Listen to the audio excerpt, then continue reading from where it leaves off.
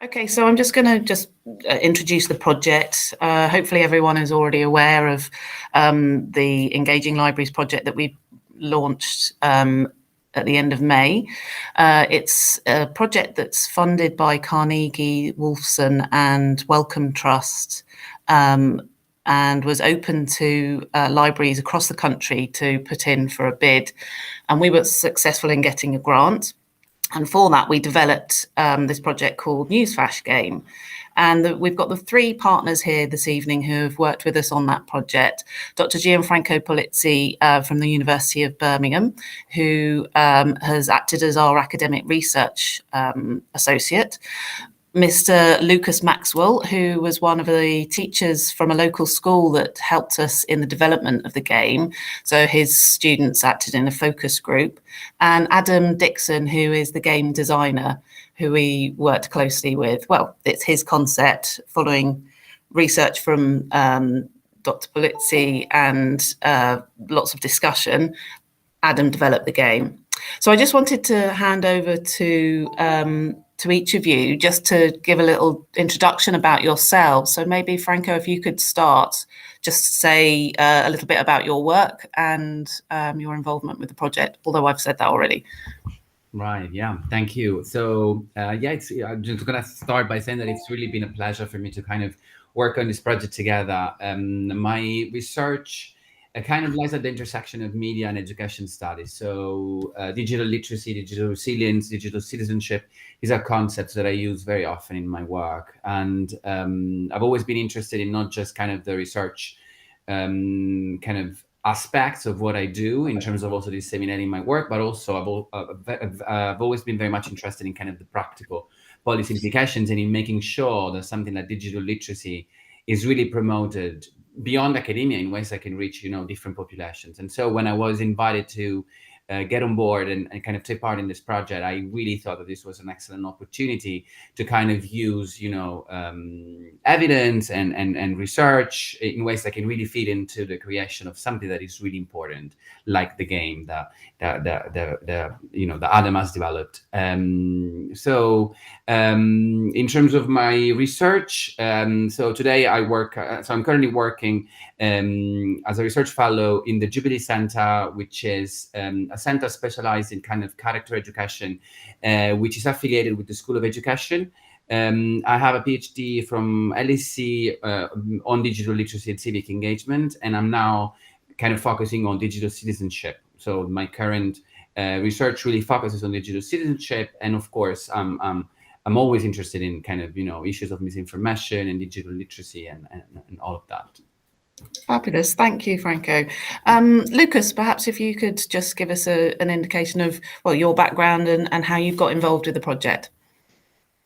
Thank you. Hi, everybody. My name is Lucas Maxwell, and I'm the librarian at Glenthorne High School in Sutton. It's a state-run secondary school, and my involvement with the project was, I don't remember how I got involved, to be honest, but I think we hounded you. I was happy to do it because I'm running library lessons and running them. I do things on misinformation, how to fight back against it, and digital literacy and digital footprint, and the importance of that. And so what we did with the sessions was year 7s and year 8 students gave feedback. They had trials and took part in the game, and provided information on the name, helping to name the game. It's just on a base level, and just giving opinions and ideas. And then once the game was completed, we ran it through as part of the library lessons on misinformation. We ran it that they could get involved and play, and then provide also more feedback. So it's part of from the library's perspective, is kind of a continuing of our library lessons on misinformation, which I do quite a bit throughout the year at different points. But yeah, very excited to take part. Thank you very much, Lucas. Adam, just finally pass over to you. So if you can give us a bit of information about your background and the work that you do, that would be great. Yeah, so I was obviously the game designer on this project, and just generally I'm a freelance game designer and writer, and I kind of work across like a different variety of kinds of games. So I've made board games to like video games and other kinds of games as well. And I think part of the reason I ended up working on this project is I've done quite a few pieces of like educational games work. Like one of the projects I did before this was working with the Welcome to like teach a bunch of young people how to make a game, and kind of they exhibited that as well.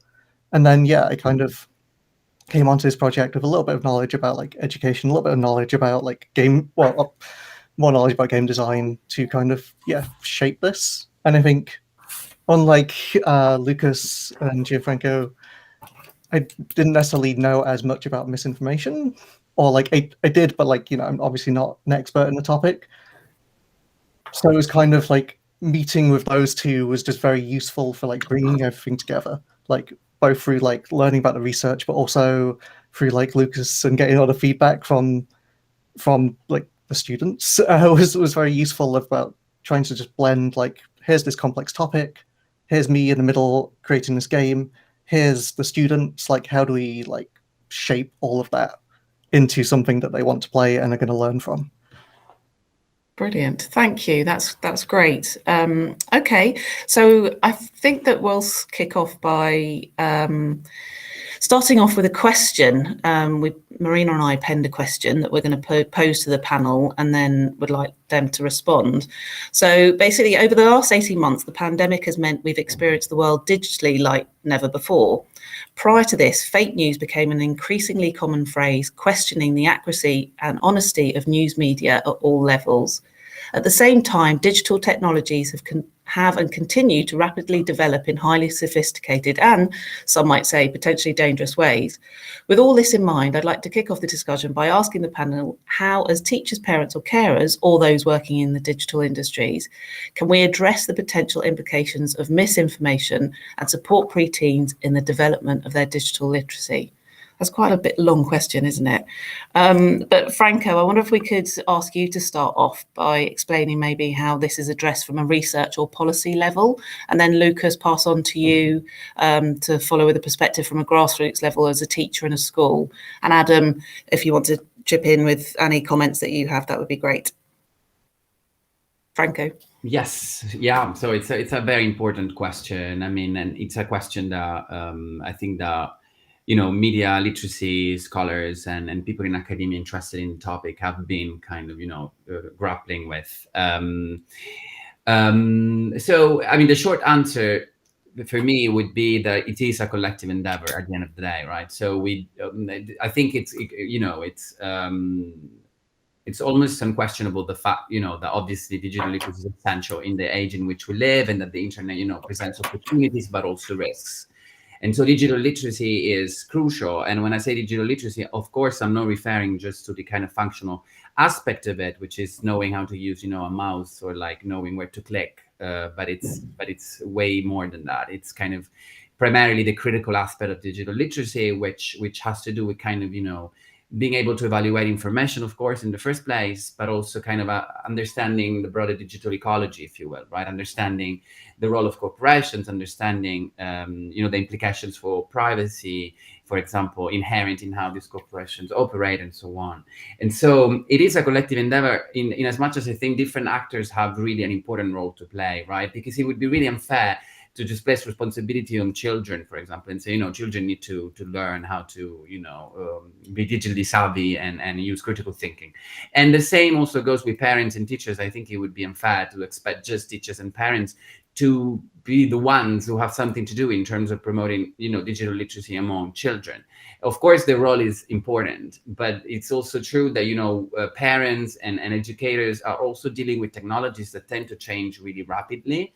And so there is always it's always not necessarily the case that, parents and teachers will always necessarily have the answers, because, these technologies do change quite quickly. And so I think it has to be a collective endeavor. We need concerted efforts, and not just from parents and teachers and educators, but more importantly also from the government and from people in the industry and from corporations and from also civil society organizations that have been promoting, digital literacy. There's a lot of important organizations that have done a great job in terms of like producing and disseminating a lot of important resources that educators can use. So I think that on the one hand, we have the government, and the government, I mean, there is, I think it's become pretty evident in the last few years that there is also kind of a need for some sort of form of regulation of these corporations. And I think, that, all this discussion around online arms is really pointing kind of towards that direction. And at the same time, there is, policymakers do have that job of kind of making sure that we promote digital literacy.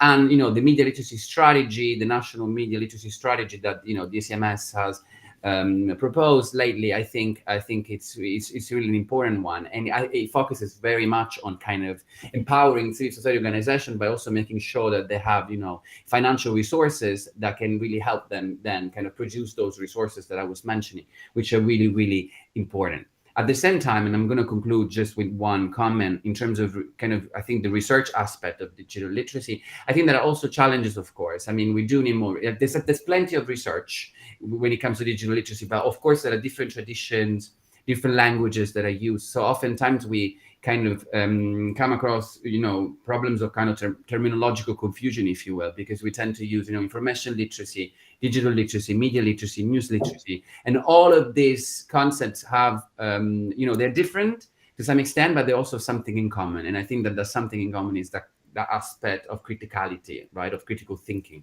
that I was mentioning before.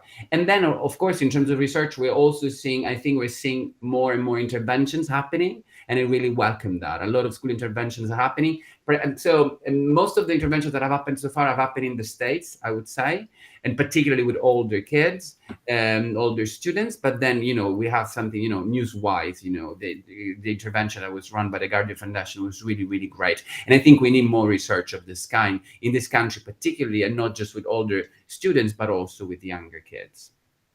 Lovely. Thank you. Thank you very much for that. And Lucas, I think your experience is quite different from Gianfranco's, from a grassroots level, being as a teacher or a librarian in a school, you're seeing on a daily basis that age group's reaction to sort of misinformation and digital literacy skills being developed, etc. Can you just share some of your experiences in relation to that? Yeah, sure. So what kind of kicked it into higher gear, I guess, for me was when, I was always trying to develop something in the library to make them aware of this issue. Pre-Trump, there was this Facebook scare that was going on about, I think it was like killer clowns or something. It was like these news stories about these killer clowns. There was a very brief thing, and it was in North America, but I think it also happened here in the UK. And I wasn't paying. I was seeing it on my personal Facebook feed and just laughed at it. But a group of students came in one day, I think like 4 or 5 of them, and in my head I was thinking, you just assume that they are, like, we sometimes assume that either they're not as not as savvy as they are, or they're more savvy. So it's just hard to gauge with students about how they can assess this stuff. And these students were, without any humor or irony, were convinced that these clowns had killed like 30 Canadians. So I'm Canadian, so they wanted like my take on it. And it kind of, I was like, it was like this really good moment, because I was able to kind of like show them how, in very briefly, how this was not true and why it wasn't true and things like that. But from then on, I said, oh, this is a real big problem. So I started to develop some lessons around it. And I think one thing we need to do is kind of gauge where they're at with it. And I haven't had time this year to do a survey yet, but I 2 years ago I did, or maybe last year as well, I did a survey on it. And when you're talking like ages 11 to 13, from my perspective, they often are engaged in funny memes, even if they're like fake news or misinformation. So they don't necessarily, they don't all, but they don't necessarily see the implication, because they think some of this stuff is funny. If especially when Trump was really amping up, they thought he was, they saw him as a clown. but they and so they would spread stuff around about him freely, but not understanding the flip side, the darker side of it, I guess. So one thing that I did glean from working with them and surveying them is trust is a huge issue. So they don't trust the news that they're taking in from major news sources. So they'll may spread a meme around because they think it's funny. And a lot of them will say, well, sir, I don't spread anything mean or dangerous just because it's just as funny. But I guess I was trying to drive home the point to them that the thing as a whole is an issue. The implications of spreading things around, even if you think they're funny, can be a huge issue. So, and on a weird kind of, like I said, on the flip side of that, they think, well, things I see on maybe trusted websites or should be websites that should be trusted, they do see as suspicious. And one student, she was in year 9 a few years ago, put it really well, where she said she just feels like she doesn't even know where she stands anymore, where anything stands. She articulated it really well. I wish I had the quote because I wrote it down at one point, but it was, she just said, I don't know where anything stands anymore because I don't know if what I'm seeing is true. So there is that feeling as well. So there's these two kind of sides to the coin, but I think it was a few years ago, there was a study done on critical literacy in schools, and there's over half of the students polled. There were thousands of students polled, and they are worried quite a bit about not being able to spot fake news. And I think it was like 65% or something are worried about not being able to spot fake news. And when I try to give them, like I do little quizzes and things, it just as part of it, they do pick up on it pretty well, the ones in our school. But teachers as well feel like they're really concerned. They feel like misinformation is harming children's well-being and increasing their anxiety levels. There was another short-lived, like World War III thing happening a while back, pre-COVID, and then with COVID, it's just gone completely out of control. So, from a librarian's perspective, from my perspective, one thing we're trying to do is I didn't necessarily implement this, but I'm helping with it. In the school, we're creating weekly debate sessions with all year groups. So on Fridays, they're starting to debate, and debate is a good way for them to see both sides of the coin and to get out of this kind of vacuum that you can be trapped in. This kind of filter bubble, I think, is like a fashionable term, which I don't know, but filter bubble, where you're just inside this thing where you're only hearing the news, the algorithms. I sound like I'm insane right now, but it's like if you're only getting the algorithms from Facebook or social media of the news that they think you want to see, you become trapped in this world where you're not seeing the other side. So we're ensuring that they're getting involved in healthy debate, combining that with library lessons where I'm trying really hard to show them the dangers of it without being some sort of old man scaremonger. But it is kind of, I love doing it, but it is also kind of disheartening when you see the impact of it in the news in general. But so from my perspective, it is interesting. There seems to be like a split. That's what I guess making a very trying to make a long story short, but there's a split between them seeing a lot of it as, oh, this is just a joke, it's just a meme. But on the other side is that they really have lost complete trust in the news. So it just keeps driving home the point of the importance of having a librarian in schools to have the time to do these types of lessons where they may not otherwise. Absolutely. So sorry, just to come in there, Franco, it's this sort of teaching in this age group on this kind of topic isn't necessarily part of the curriculum as such, is it? At the moment, is that right, Lucas? It's not something that's necessarily on the curriculum, but it's obviously an important thing and something that's needed amongst this age group. So I wondered if you had a response to that, Franco. Yeah, absolutely. Yeah. So it's a good question. So it's a bit tricky because to some extent you would have people who say, yeah, but digital literacy is already embedded in the curriculum. And then I'm actually not very convinced by that, to be honest, because there are some elements of critical thinking, of course, that apply to different subjects, right? So you find elements of critical thinking when it comes to the English curriculum, or even like maths and science, and, the importance of fact checking things, or like looking at facts and evidence. But there are also there's a lot of skills and kind of knowledge areas that are really important when it comes to digital literacy that have to do with understanding the digital, right? And understanding, like Lucas was talking about the filter bubble, and that is an issue, right? And of course we have echo chambers, and we have that problem also in the offline world. But it's also true that in the online world, the problem is definitely exacerbated by the ways in which these platforms operate through the use of these algorithms, right? And so there is I think it is fair to say that in the curriculum there isn't that much of an emphasis on kind of understanding the broader digital environment, and understanding the internet, and understanding the implications for the good and for the bad.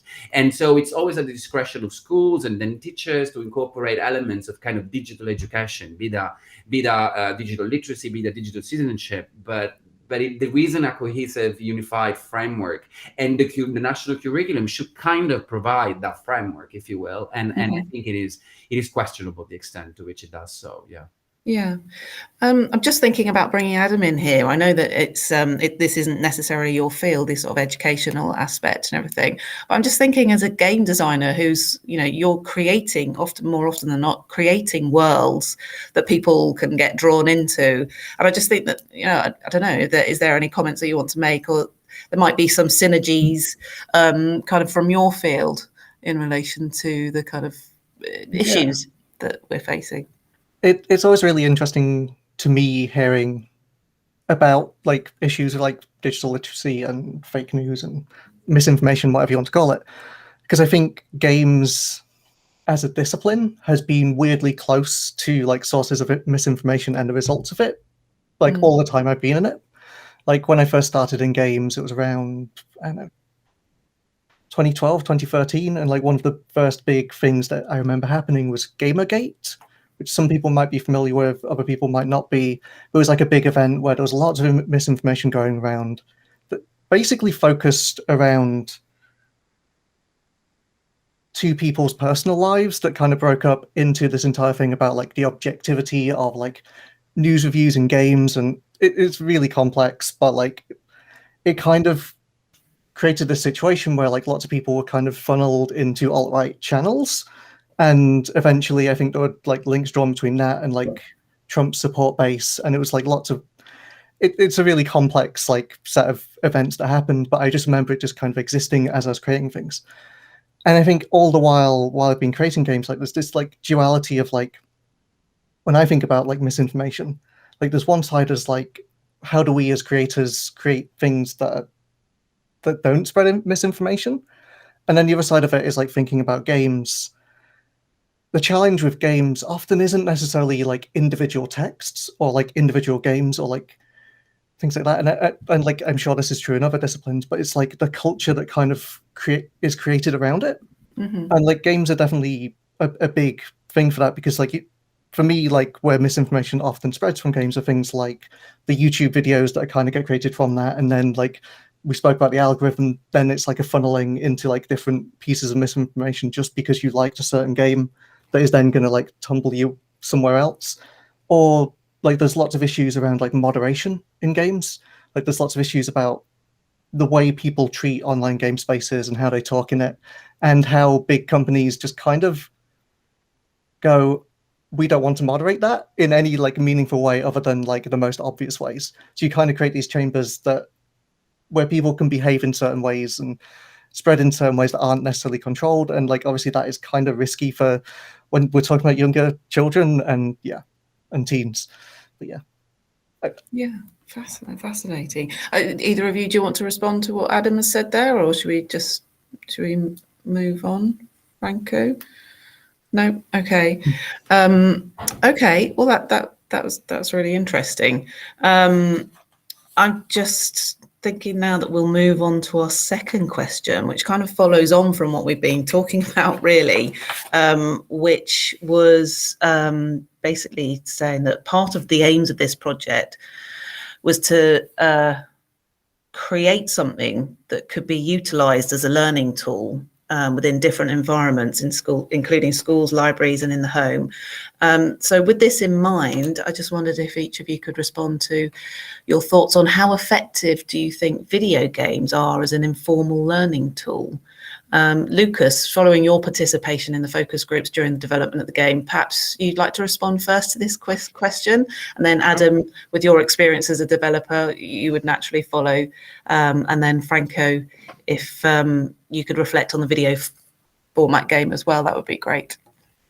Lucas. Sure, thanks. I think when we think of video games, often we think of people just zoning out mindlessly, not really engaging in anything. I think back to, I mean, I played a lot of video games growing up, but maybe I was zoned out a bit. But it's actually, I think there's a lot of research out there that proves the otherwise, and proves the opposite in many different ways, especially when it comes to learning. So sometimes you've got video games that involve quite complex stimulus, visual and even audio. So it can improve coordination. I mean, that was the big thing we would always say, oh, hand-eye coordination, Mom. That's why I'm playing video games 8-9 hours a day. But there is a lot of evidence to show that it does have a lot of positive impact for that. And video games today, I mean, thinking back to my childhood when it was pixelated things, blocks moving around, but there's so many problem-solving skills you can gain today using video games, thinking of the game Adam designed just in general, but tons of different games out there that you can do. We kind of do, I don't do specific video gaming in the library per se, but we do things around video games, around even around Scratch and things like that, where they're learning to build. I don't do it, I don't teach it really, but we do other things around it with circuitry kits and things like that, but it always does involve gaming in some way. Also, it can enhance your memory. Video games can play a role in that for sure. To be a successful video gamer, you have to obviously remember the rules and a lot of content. There's tons of these role-playing games. I mean, I got kind of sucked into the Zelda Breath of the Wild universe, and it's hard. I mean, it was a tough game, and it required me to do a lot more work than I thought it was going to be, but it was really fun. But there's tons of different things to remember. It can also keep your attention and improve your focus in many different ways. So I think there's tons of different benefits. Even nowadays with video gaming, it can improve. I mean, we think of the social aspect of it as people with headsets on shouting and screaming at each other, maybe playing. That's the negative that often comes to me. But there's actually, I'm thinking of Among Us, which my son played with just like a very small group of friends, and they loved it, especially over lockdown. It was a huge anxiety reducer for him and a lot of fun, and was just a way kind of to de-stress. He really enjoyed playing it, and he was speaking to his friends while he played. And we also did this thing with my cousin in California where my son kind of played video games alongside him on like FaceTime and things like that. It was a huge social need there, and he loved it, and it did have a hugely positive impact on him. So I mean, there's on and on. There's tons of research out there to prove that video games can have this huge benefit to learning, in general. And we have done in the past things like, I shouldn't say I have done at a very base level, but there's things like Minecraft education. I've brought in people who are kind of Minecraft experts for the Key Stage 3 students, and there's tons of different learning possibilities through these kind of sandbox games. And it does have a bad reputation in many ways, but the research is proving that the opposite is actually true. Cool. Adam, what's your, I mean, obviously you're from this industry. What's your perspective on that? Yeah, I mean, I think I'd back a lot of that up. I think, like, for me at least, like, video games is such a broad sphere now. And I think what Lucas was saying about all of the different benefits you can gain from video games are kind of there and true. And, you know, like, playing something that is online with friends is going to give you like a lot of social benefit. If you're playing like a role-playing game, maybe you're going in and like creating stories in your head in the same way that you would be like reading. And like there's lots of different benefits from games that are there and apparent. I think it's definitely interesting for me as someone who creates all kinds of games, but also video games, and it's definitely an interesting sphere to be in because I think there's a lot made. I think especially because it's so close to like the tech startup world, often about like the specialness or uniqueness of video games, and I think a lot of that isn't necessarily true. Like I don't think that video games are going to solve anything or like create anything that is particularly unique, or like you can't put a video game in a classroom and expect that to like teach things of itself. But I think they're useful tools with which you can kind of like teach lessons or give like a different kind of lesson to students. Yeah. And are they being used? I mean, you know, are there educational games that are being used in the classrooms, sort of video games? Does anyone know? Yeah, like the ones that come up with me a lot, which Lucas was saying, was like stuff like Scratch and Minecraft, Roblox as well. Sometimes I've heard a lot of. I don't know about anything else, but yeah. Cool.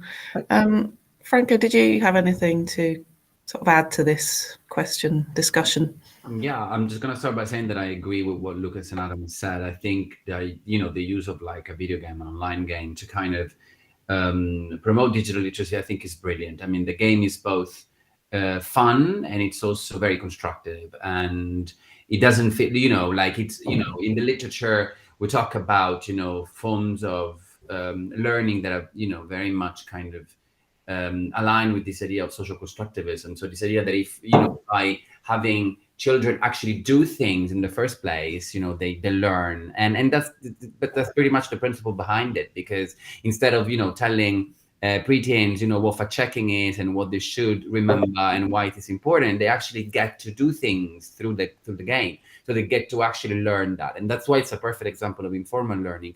And I think that also in the literature, it's pretty clear also that whenever you get whenever you are, you know, practically involved in doing something, or when it comes also like in terms of, you know, producing media, producing news stories, and these elements are in the game, right? Because, you know, the children are expected to kind of, you know, engage in some form of investigative journalism, right? To get to know what happened to, you know, to Mr. Clark and so on.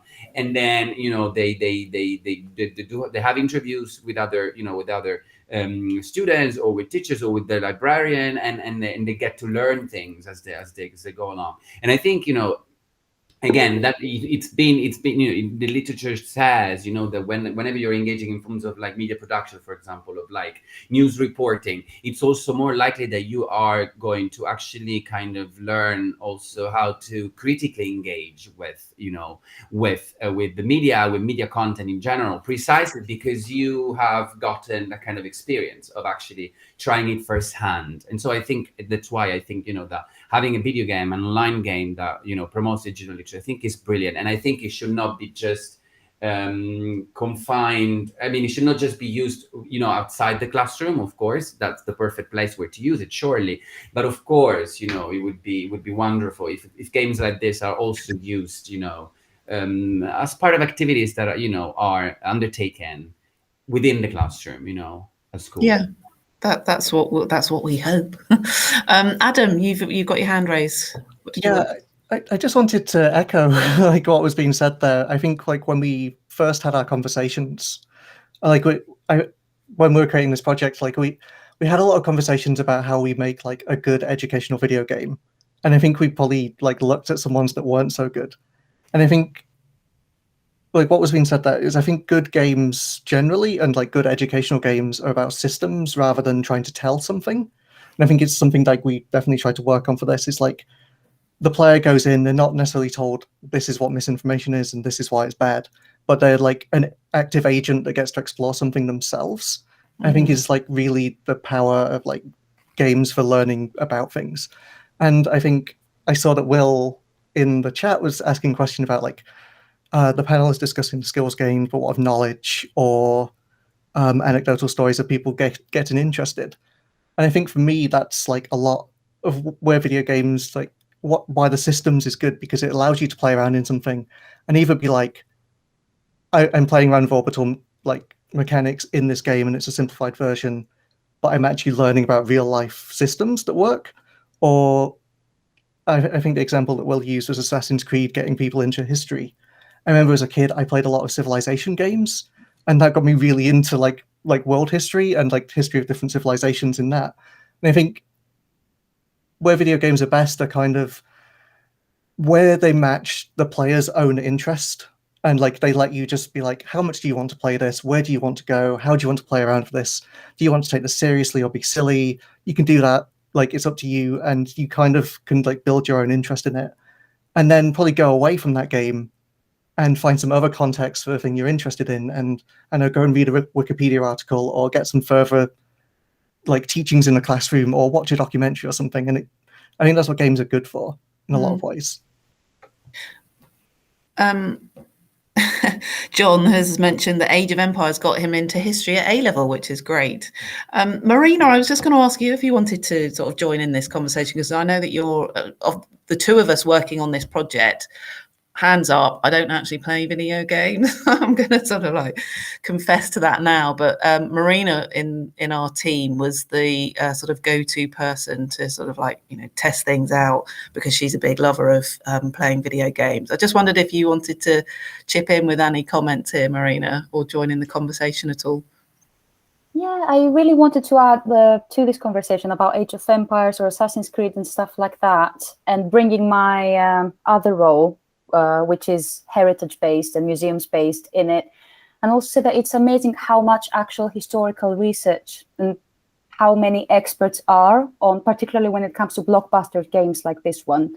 So, for example, if you come to games like Tomb Raider, Lara Croft, all this sort of stuff, you have amazing teams of curators, museum professionals, heritage professionals, and actual engagement with local communities in the way that they create the dialogue, in the way that they develop the script. So I think we're at a stage where you actually play a video game, but you can count on getting some accuracy out of it up to one level. And I think that's why there's such great introductions to different themes. And that's my chip on this one. I was going to say, and that's before you even get to the artwork. I mean, the artwork in some of these games, you know, is just incredible and so realistic, isn't it? I mean, obviously in our game, we've chosen an artwork style that was sort of a bit more fun, but we were thrilled to work with Stanley Park Juniors, actually, that they were offering the other focus group that took part in this, the development of the game, and they designed some of the game characters. So for anyone who has played the game, they might know the character Pumpkin King, who was a last minute entry into being part of the game, really. We just had to have him included because it was such a fabulous design from one of the younger members of the focus groups. And indeed, one of our fellow librarians is also translated into a character from Sutton Libraries. He plays the main librarian character. But anyway, yeah, that's, you know, games, it seems, are really educational. I think they have a hard time, don't they, often, where many parents might think that, oh, child is like got their head in the game, just staring at a screen the whole time, but there's huge amounts of benefits. I suppose it's nice to have a balance of being, you know, inside and outside, having a bit of that fresh air and sort of connecting with nature. But I'm sure there's probably video games these days that kind of like simulate those outdoor environments and connect you, most definitely. Okay, well, at this point, I'm just going to sort of reflect briefly on some of the questions, or some of the answers to the questions that we had. And the question one about the digital literacy and the teaching of that and how we can support our pre-teens. As Franco said, it's a very critical and important thing that we've got to do here, and not something that could be taken for granted. And there is the National Media Literacy Strategy that's sort of looking to address some of those things, and the various interventions you mentioned, Franco. Newswise, I think you said, was one of the very useful resources that helps with the sort of campaign to sort of improve digital literacy. And then moving on to the gaming, it seems that I think we can all agree that video game format is a really useful and positive informal learning tool, and one that is being used in schools already, but hopefully would increase. And I think that just with the project that we've created here, at the moment, we're still sort of slowly introducing schools to it. We appreciate that teachers are very busy and they sort of, obviously have their focus on getting their curriculum-based activity done. But we feel that what we've provided is quite an interesting and ready to use sort of array of tools, the game, but also the educational resources that we've created. And we're hoping we'll be continuing to sort of market this free resource to schools, and hopefully more teachers will be engaged, and indeed parents at home will be able to look at it and think about ways that they can sort of interact with their children by looking at some of the topics discussed in the game or approached in the game.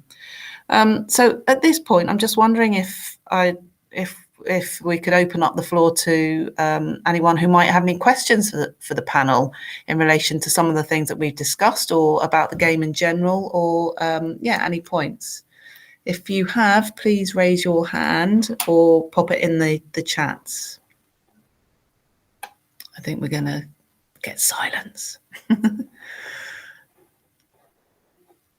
Okay. Marina, did you have any questions that you kind of wanted to put forward?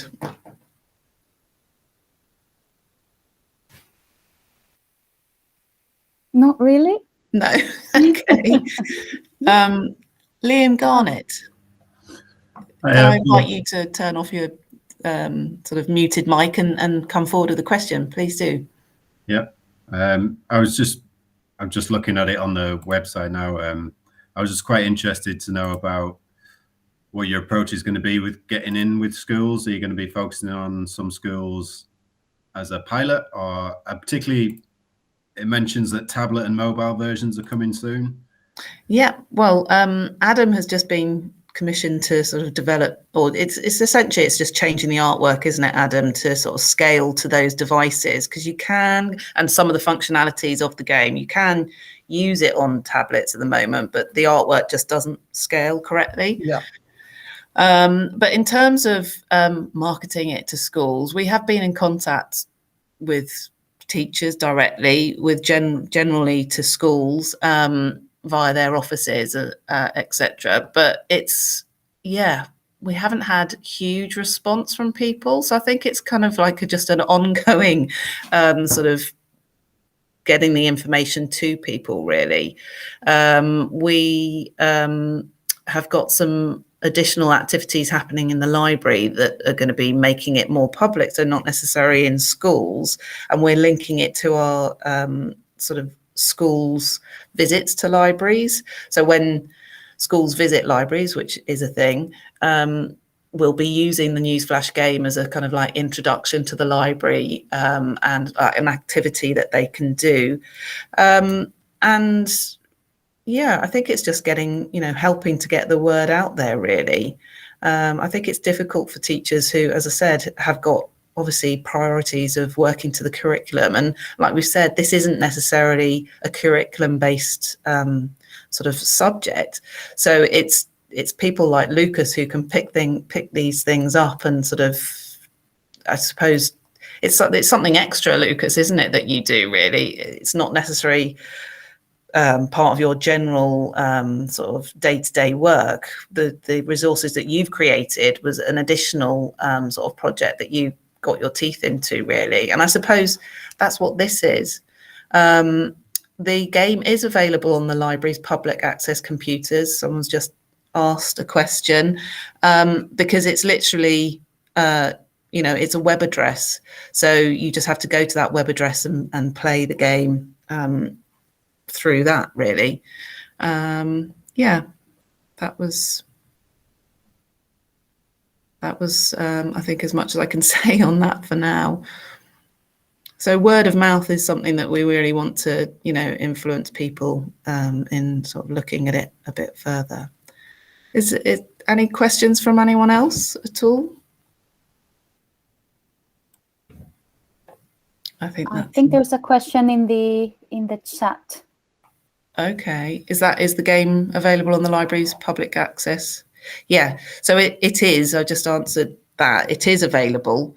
You just, because it's a website, we've got screensavers with the game sort of artwork on, and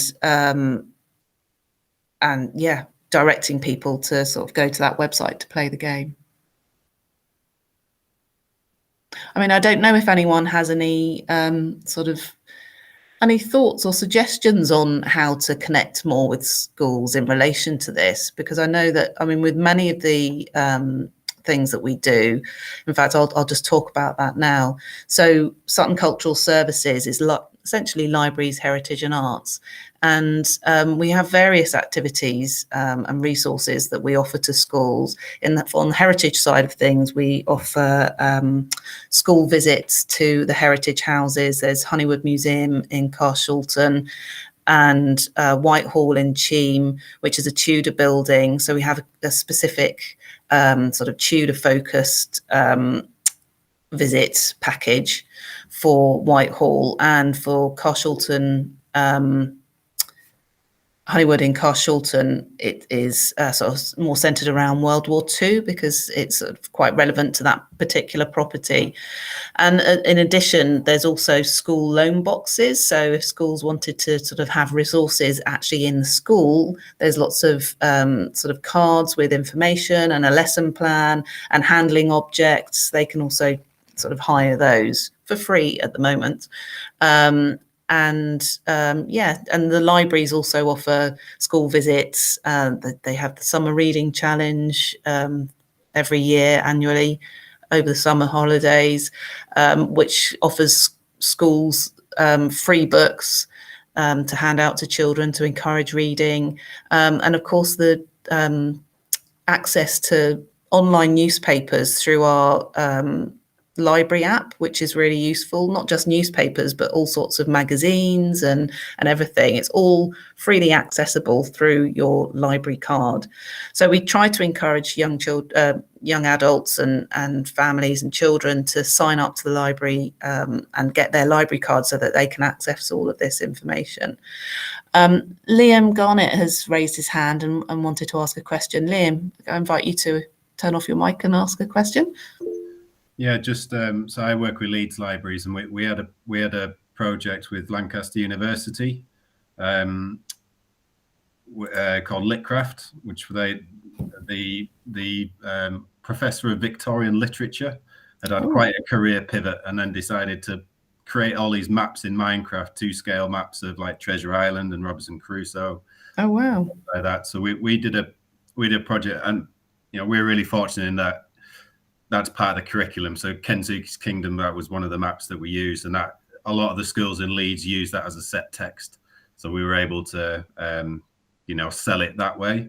Fantastic. One thing that really worked was that I just going back to those tablets, is that we were able to say, we'll bring the tablets to you, we'll run the session, rather than having to rely on school computers, which, can be difficult. We could actually take it into a classroom. It was a lot more mobile. We could sit with them and do it all that way. Maybe if there's a way of linking it in somewhere, if you mentioned it's not quite part of the curriculum, but maybe if you can link it more back to reading as a way just to say, it is about misinformation, but that's all part of, better reading skills, things like that. Yeah. Well, we have, I don't know if you've looked at in detail at the website, but there's also additional educational resources that our colleague Helen, who I think was here, but she's slipped away now, put together, and it's a really comprehensive pack of presentations. There's two types. There's one that can be used by parents and carers, and the other that's for teachers. So it's a presentation PowerPoint type sort of document, and then additional activities, which are things like sort of word association games, sort of word searches, and various different activities that make it a more sort of directly educational sort of activity.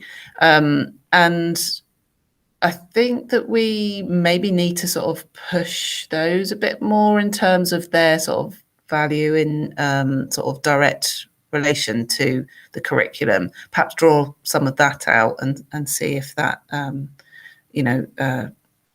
becomes something that is of interest.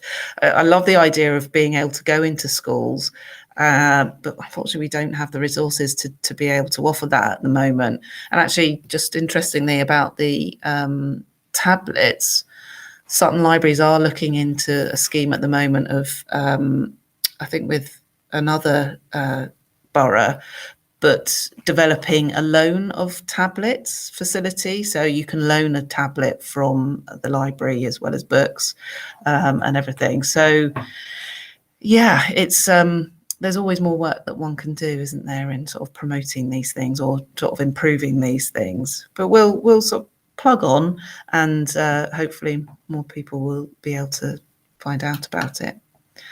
Okay, so I don't know if anyone else has anything else that they'd like to mention or say. The panel, do you want to have any closing sort of thoughts or share any closing words at all? No? Oh, Linda Earnshaw has raised a hand. Linda, would you like to ask a question? You have to unmute yourself. Thank you. I was just going to say, I work for Kirklees Libraries, and I'm just wondering if we could use this fantastic resource that you've got. Absolutely. Yeah, of course you can. I think it sounds a fantastic idea. I've written loads and loads of notes down, which I'm going to go rushing off and take to our team tomorrow, because I think you've got a really good product, and I think it's a fantastic thing. Anything that helps children around, uncovering fake news.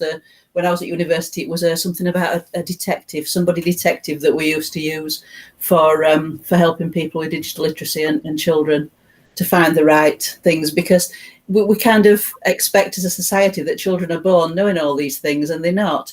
And this misinformation is just getting worse and worse and worse for children. And I think anything that helps them decipher is welcome. So congratulations. I think it's Thank you, Linda. That's great to know that you're going to be sharing that with your Kirklees team. That's really good. Yeah, you literally just have to go to the website and you can play the game online, and all the resources are freely available to download.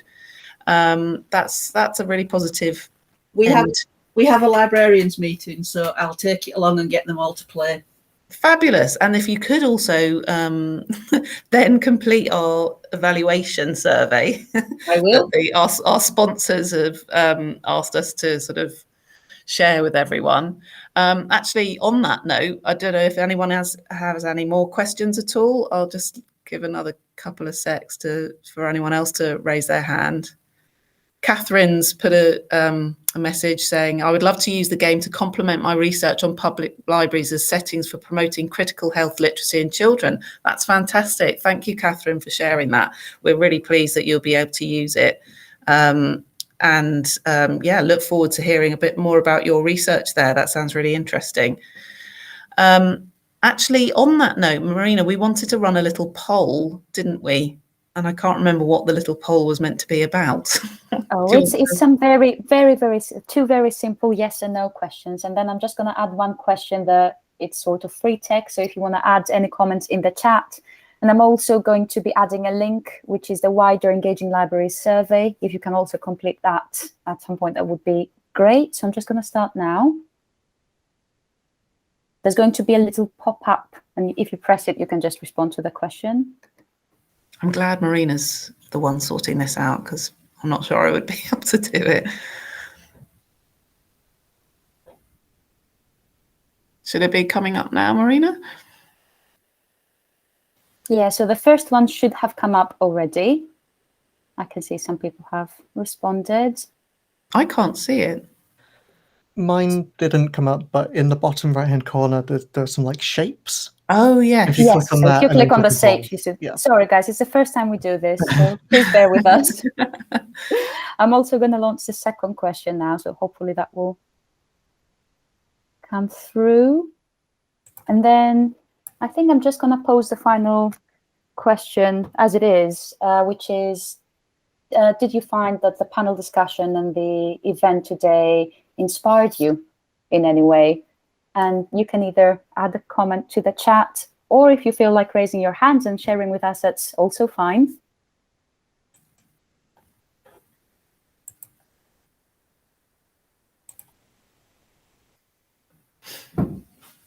Well, I think from the last comment that we got from Linda and Catherine's comment in the chat, so I feel like that we have inspired people with this discussion. I've found it really interesting. I'm really grateful to Lucas, Adam and Gianfranco for coming and supporting us here and participating in this, and indeed for their support and work on the project as a whole. We'll follow up this meeting with some information from Gianfranco, so who's doing some research, and we'll share details about our school's offer from Sutton Cultural Services. And indeed, I know, Lucas, you've got a very active blog, haven't you? And you're very active on Twitter. So please do look all of our panelists up on those social media platforms, as they are really interesting and they have lots of information. And Lucas's blog is really great. And lots, particularly on the library reading front, he's always recommending loads of really cool things. We've just got a couple of comments in the box here from Liam. Says, I can see ways of including this in the wider work we do with young people. Thank you. Thanks, Liam, for your comment. And Kate, very inspiring. Looking forward to talking to my colleagues about this too. That's brilliant. Well, I'll just sign off now by saying thank you everyone for coming along. Thank you panel again, and Marina for your assistance with running this, and everyone for joining. I hope you've enjoyed the session, and we'll look forward to seeing you again soon. Okay, thanks. Bye-bye. Thank you, everyone. Bye. Thank you, everybody. Bye-bye.